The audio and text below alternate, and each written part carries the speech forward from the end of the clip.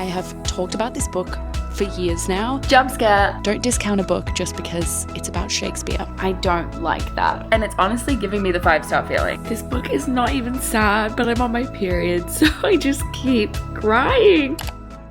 Hello, Spicy Bean. Welcome or welcome back. I'm Harriet, and today we're playing my favorite game, reading roulette. Just like most readers, I have too many books that I haven't read, and I really want to try and make it a goal to start clearing my shelves because I have so many unread books. The way this game works is I have 3 roulette wheels. I have 1 wheel for the genre, 1 wheel for the color, and 1 wheel for the page count. And we make our way through each wheel until we come out with The Last Man Standing, the final book, and then we'll read it together. I think we'll do 2 books in this video, and this is my TBR shelf. And then I have a couple of books down there that just didn't quite fit. In terms of what I'm hoping for, I'm honestly, I actually don't care. I've been in the world's biggest reading slump for the entirety of 2025. So honestly, as long as the book is good, I think we'll be fine. But I don't really want like a 600-page fantasy. So that's like the only thing I don't want. But it's not up to me. It's up to the wheel. So let's start by spinning the genre wheel. I am nervous. I think if I could pick, I would do maybe like a mystery thriller or a romance. Well, lucky for me, we just landed on free pick. That is very exciting. Okay, but with this one, I do have to commit to a genre. So let me see what I have the most of. I have a lot of fantasy, like all of this is fantasy. This is fantasy. And then I have a lot of like just general fiction and then quite a lot of romance. So what do I want to commit to? Oh, I think I'm going to commit to fiction, like general fiction, because I have a lot of books from that genre that have been sitting on these shelves and this cart for way too long. So I want to actually commit to reading some of the genuinely amazing books that I have, because for me, general fiction, literary fiction, that is the genre where I find the most amazing books, like the award-winning, really well-written books. But because it's not the easiest to read, I tend to shy away from the genre. Let's now go to the color wheel and spin it. I'm a little nervous because this is where we really start to narrow down the book. Okay, we've landed on blue. If you guys have been on this channel for a long time, you will probably, I wonder if the first book that I'm going to pull has also come to your mind. The first blue general fiction book is Hamnet. This book is actually a meme on this channel at this point because I consistently would avoid this book. Like it would always be on a monthly TBR and I just wouldn't want to read it. So Hamnet is a contender. I'm going to put my contenders here. We also have Frederick Backman's new book, which yes, I have bought a couple of new books, but we're just not going to talk about it. This book, I believe, is general fiction. Very, very lucky. I also think that Under the Whispering Door would count as general fiction. I'm actually not 100% sure if maybe this is more of a fantasy. I'm going to Google it, but it's also like less blue than the others, but it still is blue. So we're going to have that as an option. We also have the Dictionary of Lost Words. I think these are our options. We have 5 options, which is amazing. Okay, finally, the page count. Let's see what we get. 300 to 400. This is like working out exceptionally well. 300 to 400. This one actually is 406. Under the Whispering Door is 387. So this is an option. Very, very lucky. 365. So also an option. Unfortunately, Frederick Backman's new book is over 400 pages, which is actually kind of sad because, to be honest, I did really want to read that one, but it's fine. We'll have to read something that's actually been on my TBR cart for a while. Finally, Hamnet. Hamnet is 367. And you guys, I think I owe it to everybody. I owe it to you. I owe it to me. I owe it to Maggie O'Farrell to finally pick up Hamnet. I have talked about this book for years now, never read it, and everybody that I've talked to has loved this book. I don't know why I've been avoiding it. I think just because I know it's going to be a little bit more literary. You know, it's about Shakespeare's son. I did actually start this as well when I first got it. I probably got like 30 pages in or something like that, but I'm going to start it again. But yeah, everybody that I've spoken to has loved this book. I have no reason to avoid it, and I can't believe the day has finally come. So today I'm going to curl up on the couch. It's raining outside, it's freezing, and I'm just going to cozy up and read as much of this book as possible. So let's begin Hamnet by Maggie O'Farrell.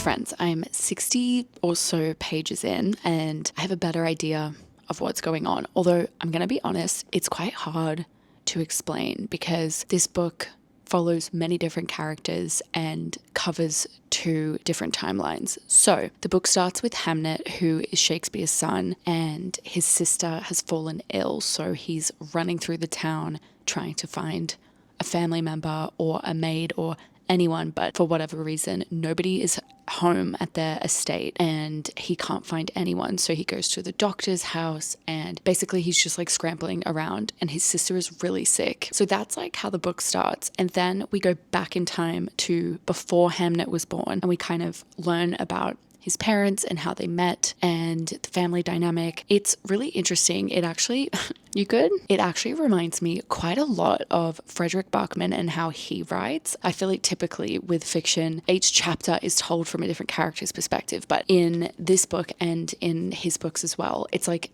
could just be random paragraphs.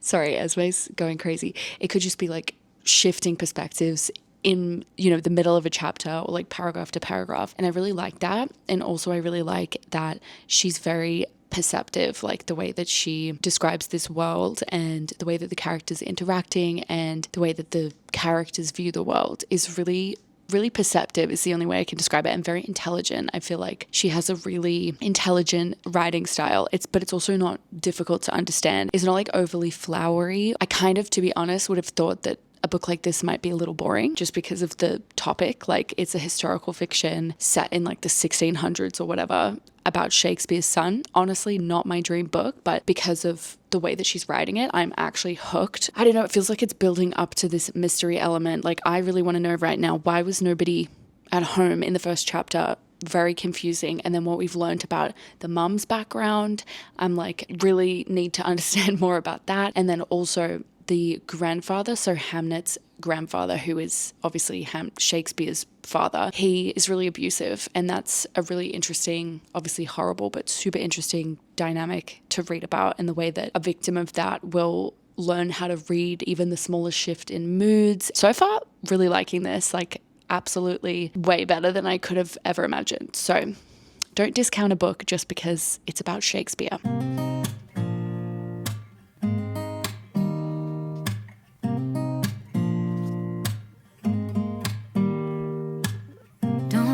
Someone to save me.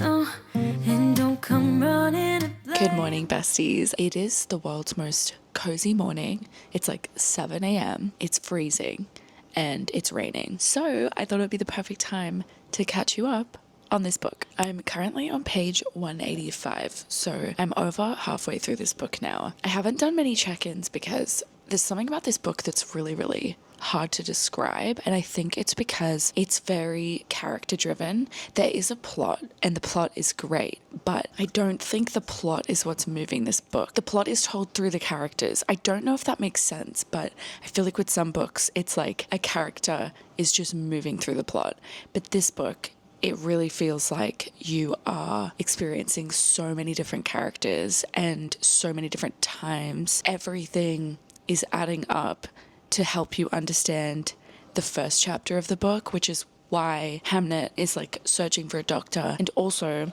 what is on the back of the book, which is really important. This is not a spoiler, but it says, neither parent knows that Hamnet will not survive the week. So you start this book with the knowledge that Hamnet is going to die. But in the first chapter, his sister is really sick. And so the whole book you're trying to reconcile with like, how does this healthy, intelligent child die? And like, we still really don't know. Something so cool about this book, I actually just read this chapter last night, but it's talking about the bubonic plague, which they call the petulance. And it's like, if two specific people hadn't met on one specific day, this person would not have got the bubonic plague. We then go back to this young boy who's like working on a boat, and we see him traveling around and meeting people, and at one point a flea jumps on to the goods that he's carrying, and you are the flea. Like, it's crazy. And then the flea goes onto the boat and starts infecting the cats, and then the fleas go to the rats, and that's like the main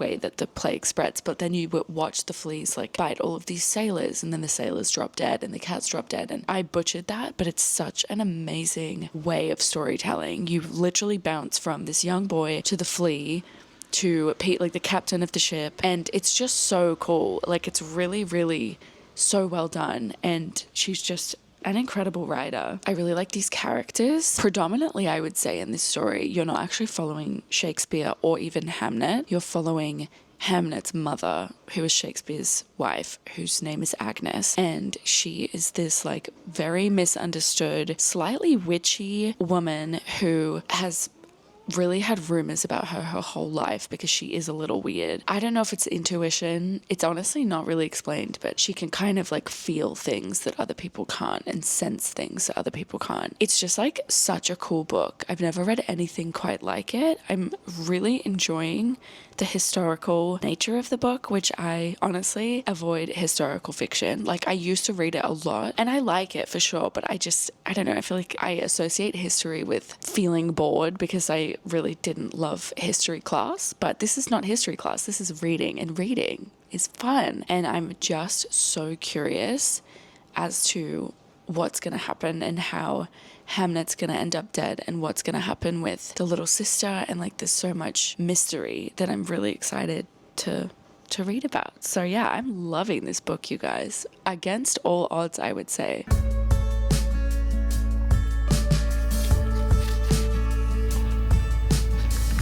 I get too nervous about the middle part, so I skip to the credits before it even starts. I know I tend to get ahead of things, but how come that Last night I finished Hamnet. I'm just so excited that I finally read this book. I can't even tell you guys how long I have been thinking about reading this book, debating whether I should read this book, staring at this book on my shelf. Actually, it's been staring at me. As I've said before, this book is quite hard to describe because it feels like a slice of life type of book. There are things that happen for sure, but by reading the back of the book, you know, hearing about the fact that Hamnet will not survive the week, it feels like it's building to a climax of sorts. It feels like you're following a mystery, but when you're reading it, it really is not that. It's just a book about this woman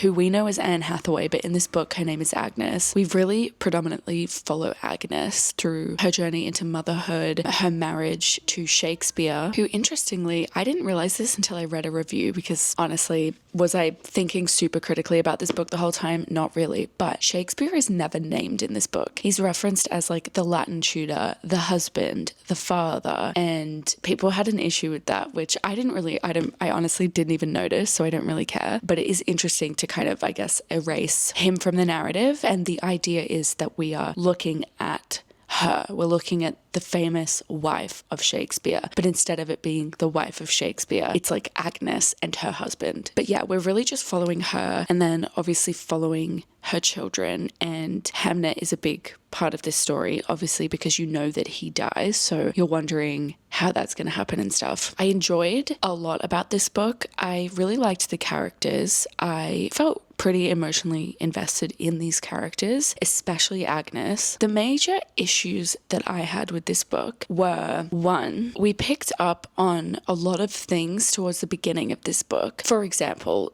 that Agnes has this, I can't even remember what they call it, like it's a giant bird that she's like besties with. But then the falcon just honestly disappears in like from 30% of the way through the book. Like, we just never pick up on that falcon again. And when things like that happen, it makes you question, was the point of that being introduced just to kind of stereotype this character in this way of being like a witchy sort of character? What was the point of it otherwise? Like, I wish that that relationship was explored more, because I can't tell you how much like we focused on this bird at the beginning of the book, and then for it to never be brought up again, it feels like just such an obvious device rather than it being like an integral part of the book or the character. I hope that makes sense. And my second issue with this book is there were just a couple of things that like I didn't think really made sense, and you just kind of had to put away your sense of reality. I'm all for books like that, books with magical realism and things like that, but it has to be explained in the context of the world, or from the beginning, you have to just suspend disbelief. Like, I'm trying to think of an example, like in The 7-Year Slip, which is a romance novel by an author called Ashley Poston, there's this magical apartment. When you walk in and out, you like time jump basically, but that happens from the beginning of the book, and that's just like part of it. Whereas this book, there, I can't say without really giving spoilers, but we know that Agnes is witchy. That's mentioned from the beginning. She has like a sixth sense almost. But there's another character in this book who there's no mention of them having really any extra abilities. It's mentioned that they're pretty smart. And then there's this one pivotal thing that happens in the book that this character does with a mythical, almost supernatural ability, and it's like such an important part of the book, and then that's the only mention of it. And I really struggle with things like that, because for me it just feels like a get out of jail free card almost. I can't explain it further than that. Some of the magical things did make sense, but others really didn't. So yeah, I enjoyed this book. Definitely wasn't like a 5-star that was sitting on my shelf just waiting to be read, but I really did enjoy it. I think it proved to me that I actually really do enjoy historical fiction, and I love books that explore something that we know massively, like something that's really important in history, but we look at the forgotten characters, and that's what this is. We're exploring everything around Shakespeare, but not really exploring Shakespeare, and it's just a really cool way. Oh, also, sorry, another issue that I had with this book is it's obviously like Hamlet, the famous Shakespeare play, is named after his son, and that's how this author got the idea for the book. And I found a lot of that explanation or interpretation of why Shakespeare gave Hamnet's name to the play. I found it really, really beautiful, and I was crying at the end of this book, but it also just really wasn't explored enough. It actually would have been way more powerful to not completely erase Shakespeare's ideas and feelings and perspective. It could have given a lot more context to this book. Anyway, that is my takeaway on this book. I think I'm going to land on a 3 or a 3.5. I really did enjoy it, and I honestly would recommend it, but this book is not going to be for everyone. It's time to pick my next book. I hope you guys don't mind that I'm doing this in my pajamas looking like a little rat, but I really want to start reading this morning, honestly. So first, we're going to spin the genre wheel. This time I would love something that feels a little faster paced, because that did take me like a week to read just because there was so much history. Okay, I'm spinning the genre wheel. I think I would like a romance, to be honest. Wow, thank you so much, wheel gods, because we just pulled romance. Wait, am I having one of those days where like everything works out for me? Because that would be amazing. I have a bunch of romances here, and then I have Ashley Poston's new book, which I actually really, really, really want to read. And then I also have these books, which I just pulled from my TBR card. So I'm going to spin the color wheel. I will say a lot of these books that I'm looking at are like pink or blue. So shut up. Shut up. Are you actually joking? What are the odds? Okay, guys, I literally am having one of those days where everything works out for me. Let me pull all of the pink books and we'll put them up here so we can see them. We have Wild Love by Elsie Silver, Not in Love by Ali Hazelwood. Honestly, really don't want to read this. Should have probably donated it. Of course, we have Sounds Like Love by Ashley Poston. This is the one I really do want to read. This one is probably too blue to count, so I'm going to put this back. This is debatably like a light purple, but it looks pink enough that I'm gonna count it. Wait, look how cute this looks so far. This is not a romance. I didn't mean to pull that. I don't know whether this would be counted. Like, this is kind of a peach. Is this pink? I think we'll count this because it does look, I mean, especially the spine. I don't know. I really don't want to read this, honestly. I don't know why I have so many books that I don't want to read, but anyway, okay, these are our options. Looking so good. Finally, we're gonna spin the page count wheel. Now, I do think most of these look like they're probably going to be 300 to 400. I would say with the exception of Wild Love, which looks like it could be just slightly over. I haven't checked. I have no idea. That's just based off my eye. So really, if I spin between 300 and 400, I think I could probably read any of these. So we're spinning. We're spinning, we're spinning, we're spinning. Are you literally... You can't make this up. What the hell?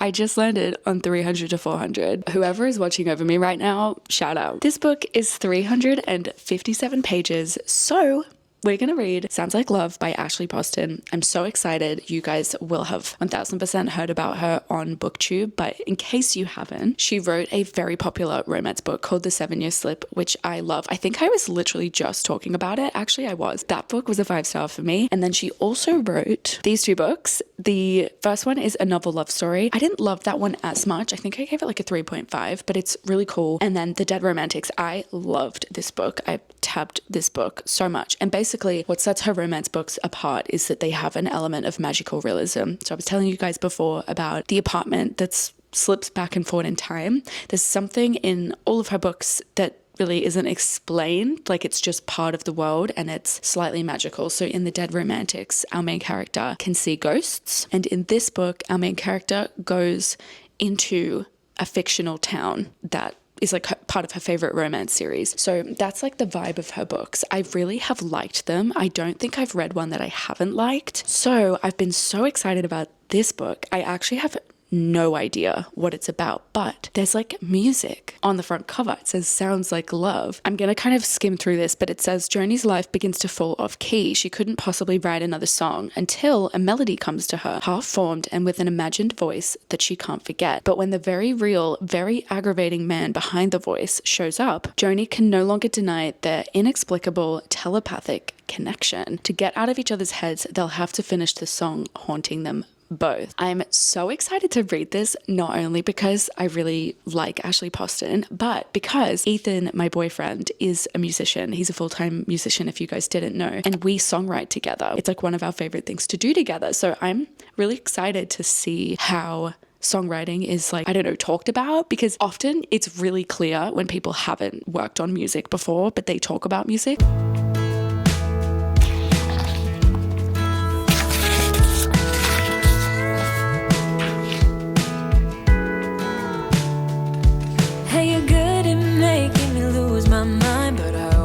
Come around, don't I?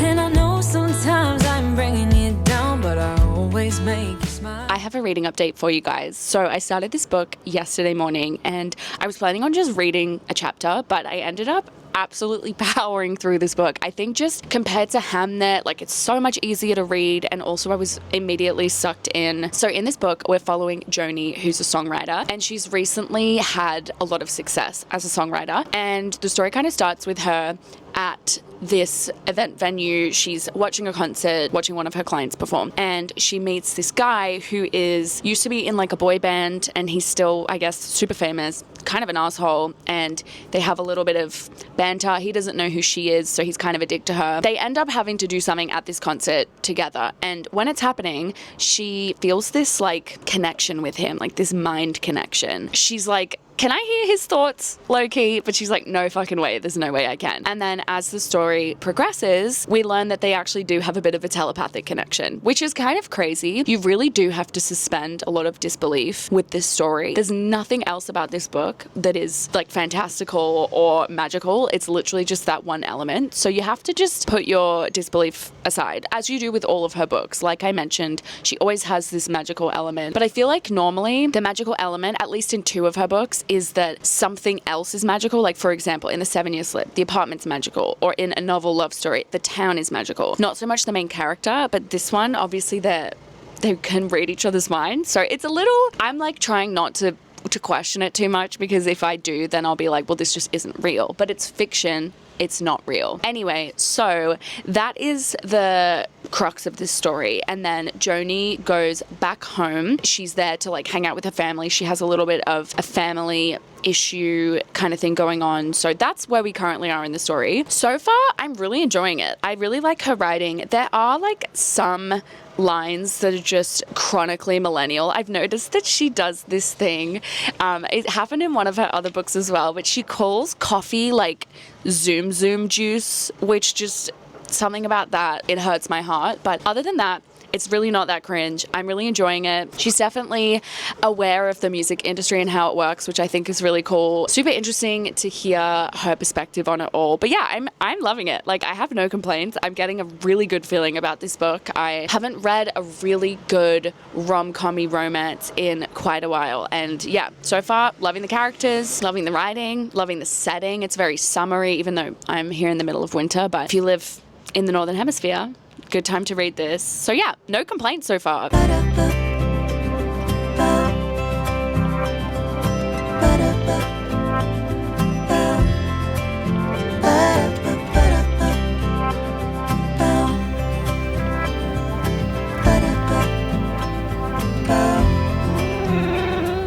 Okay, one thing that I'm finding annoying about this book is when they're like communicating with each other telepathically, she talks to him out loud.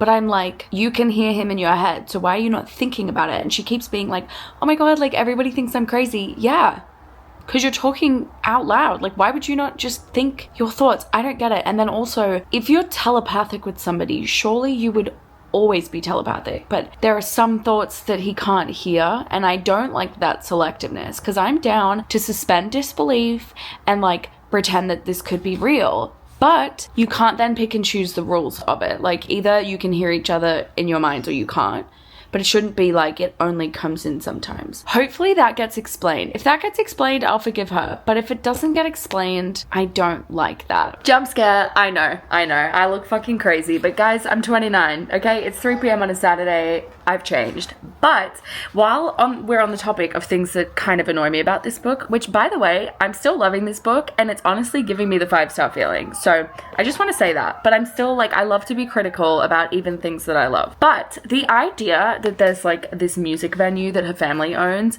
and it's the way that she describes it is it's so iconic in this town, okay? But then like they just have cover bands play. That's not synonymous with my experience of going out to gigs and stuff. Like the iconic music venues in Melbourne, for example, the city that I live in, it's like the Forum, which is like a place where fucking Addison Rae is playing. Do you know what I mean? I just feel like iconic music venues don't typically have just cover bands playing. But I don't know, maybe that's a me thing.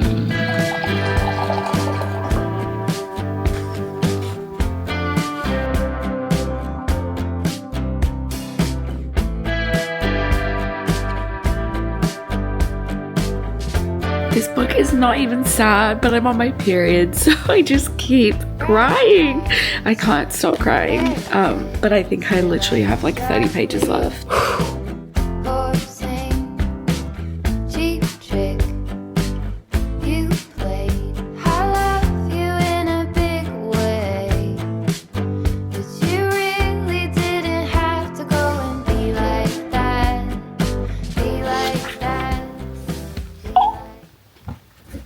Guys, in the year where my favorite romance authors have flopped for me, I'm talking Emily, I'm talking Abby, Ashley has saved the day because I loved this book. I think it's incredibly important to acknowledge that I am menstruating, okay? I'm deep in my menses, and when I'm on my period, I cry and I feel things very, very deeply. So could this have been just the right place and time for me? Maybe, but I ate this shit up. I read this in like 3 sittings, which I have not been reading very much at all this year. So this has everything that I personally look for in a romance. It's got deeper topics, but it's not heavy. Like, I don't read romance to feel heavy things, okay? I read romance for a little bit of depth, but mainly for a beautiful love story, and that is exactly what we got. I personally felt like the yearning that these characters had and the banter and the connection felt so visceral to me. I read some reviews where some people didn't connect with the 2 main characters, so take my opinion with a grain of salt, but the fact that they had this telepathic connection, it was everything to me, because I will always say my favorite romance books have something where the characters have to communicate but separately. So like in Divine Rivals, it's through letters. In Book Lovers, it's through emails. In Just for the Summer, it's like a Reddit thread turned messaging, turned calls. Like, that is what I love. And this one, it's through their minds, which is so cool. cool. I also think this book is great for music lovers because it really beautifully encapsulates what it feels to love music and what music means to people. And I think especially from the songwriter perspective, which is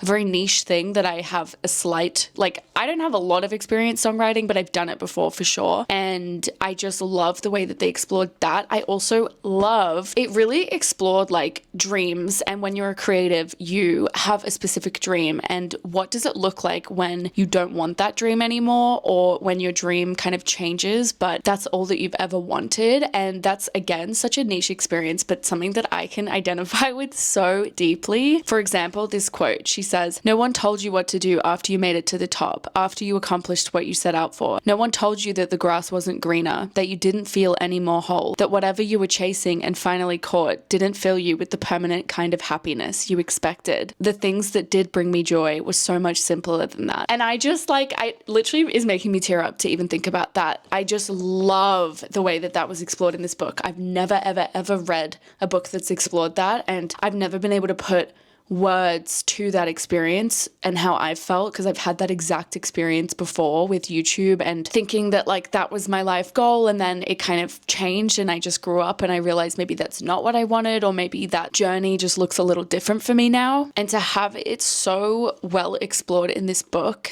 was just amazing. Anyway, I really think this is a 5-star read, despite its flaws, despite the fact that like you do have to overlook a lot in this book, okay? Because they literally can read each other's minds. It's so unrealistic, but like all of Ashley Poston's books, that's not the point. It's just a tool to explore a connection between two characters. And so, yeah, I think this is a 5-star read purely based on vibes. I absolutely loved it. And honestly, this kind of solidifies her, I think, as one of my favorite romance authors, because Emily Henry, I've loved almost all of her books, but there's a couple that I haven't, especially her new one. I just did not fuck with it at all. Abby Jimenez has been 50-50 for me. I've loved 50% and really not liked 50%, but I have loved every single one of Ashley's books. A Novel Love Story was like a little bit less so. I think I gave it like a 3 or a 3.5, but still really enjoyed it. I feel very happy with the 2 books that we read in this video. I'm so happy to have finally read Hamnet. I can't even tell you guys, and I'm so excited to read your comments. So please let me know if you've been waiting for me to read it, if you've read it, what your thoughts were on both of these books. And also let me know if you guys want to see another reading roulette. I love filming these actually, so hopefully you do want to keep seeing these, because it's a great way for me to tick off books that I wouldn't naturally reach for. Anyway, thank you guys so much for watching. I love you so much. Please chat with me in the comments about your favorite books, and I will see you guys in my next video. Bye!